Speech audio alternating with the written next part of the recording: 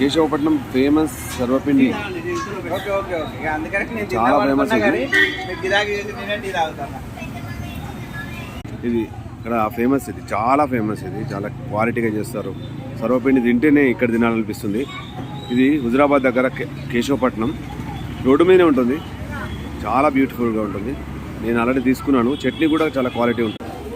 చట్నీ అలాగే సర్వపిండి.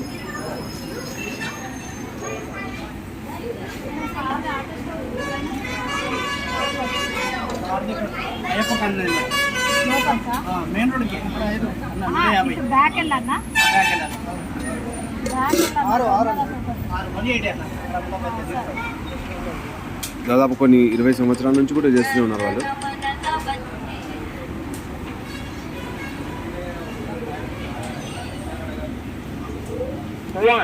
100